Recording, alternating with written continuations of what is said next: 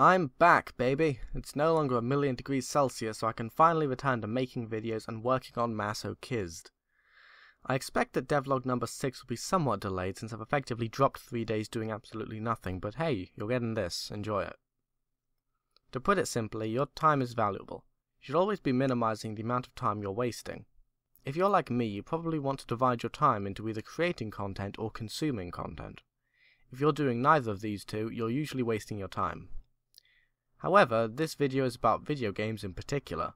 For some, playing video games can feel like a waste of time, even if it's still possible to justify it as consuming content.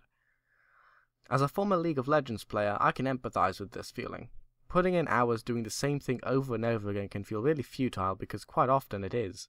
For a solo player, the game is just boring. Congratulations, you won a match. Oops, you lost. You lost again. Wait, you won again. No, you lost again. After a certain point, you just get familiar with the champions. You get familiar with the item builds in the current metagame.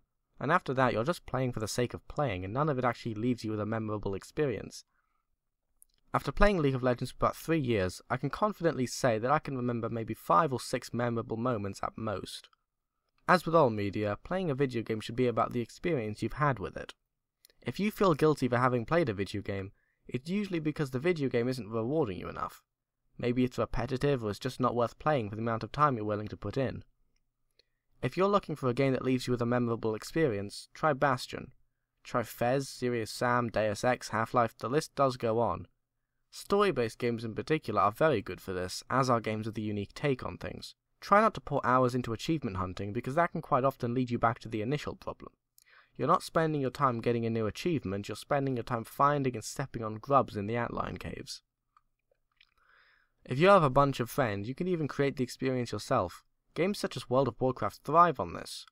As a solo player, your options in World of Warcraft are fairly limited. As soon as you've accrued an outfit of friends, the game becomes less about the game and more about the social aspects. This is no less valid than any other kind of social gathering. This one just takes place over the platform of a game. Again, your time is valuable. You need to maximize the amount of experience you can have over the time you're willing to spend. Your time isn't being wasted if you're engaged in a story or if you're having fun with your fellow clan members. However, as with all things, there's a certain caveat to this. If you're genuinely addicted to video games, you might be spending too much time consuming media and having experiences. This is related to the beginning of the post where I mentioned balancing consuming content and creating content. For the sake of the rest of this video, I'm going to assume that you're a content creator of some kind. Maybe you're a hobbyist painter working a 9-to-5 office job, or you literally do nothing but create content all day and make $1 trillion on Patreon. Either way, the content you consume should hopefully be informing the content you produce. For instance, had I never played Risk of Rain, I would very likely never have started work on Masochised. At least it definitely wouldn't exist in the same way it does today. If all you do is consume and you never create, you're likely not a good content creator simply because you don't create enough. If you only create and never consume, you're likely creating content which doesn't get the opportunity to stand on the shoulders of the giants that you failed to see. The trick is to have a healthy balance between the two. Just do your best and don't feel guilty about it. Either way, stay tuned for more rambly essays on the topic of video games a bit. Thanks for watching.